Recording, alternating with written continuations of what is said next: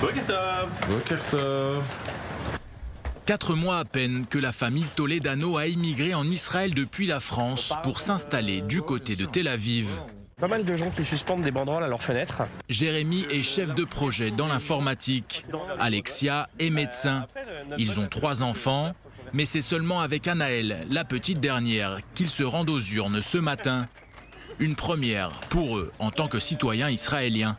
C'est un aboutissement, enfin, c'est la concrétisation en tout cas de la prise de citoyenneté et du fait de s'insérer dans l'État démocratique d'Israël.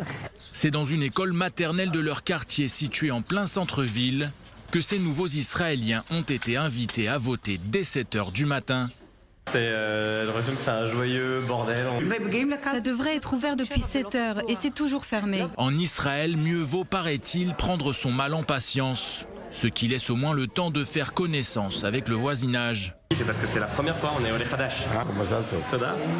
C'est enfin au tour d'Alexia de donner sa voix. Jérémy se prononcera après sa femme, à moins que... Il ne me retrouve pas sur les listes.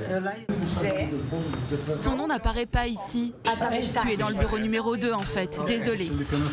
Donc j'ai suivi ma femme comme un mouton et en fait je dois être de l'autre côté. Voter en Israël pour la première fois, toute une aventure. On est venu pour rester, donc on est venu pour s'impliquer dans la vie de ce pays.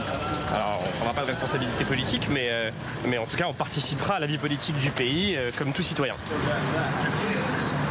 Pour Audrey aussi, cette journée électorale constitue une première.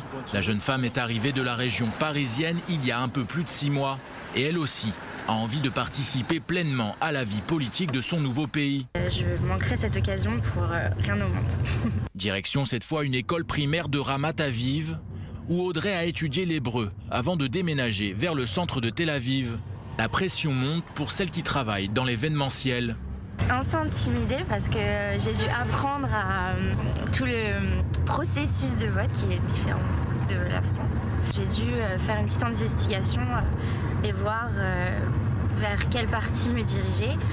Il est environ 9 h et cette fois-ci, les bureaux de vote semblent bel et bien ouverts. Encore faut-il les trouver. Non, je sais pas où c'est. C'est par où? Par là? Des gens qui attendent devant une salle de classe aujourd'hui, c'est forcément un bon signe. C'est comme la carte électorale française, concrètement. Et en fait, dessus, il y a marqué ton numéro, ton bureau de vote. Et ça a l'air que c'est le 72, donc c'est super. C'est ça, non? Ouais. Donc voilà, j'ai moins de queue.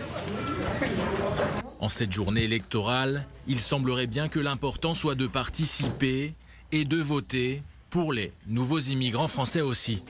À voter.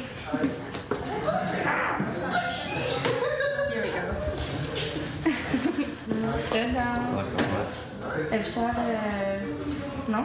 Non, on ne doit pas signer. Ok.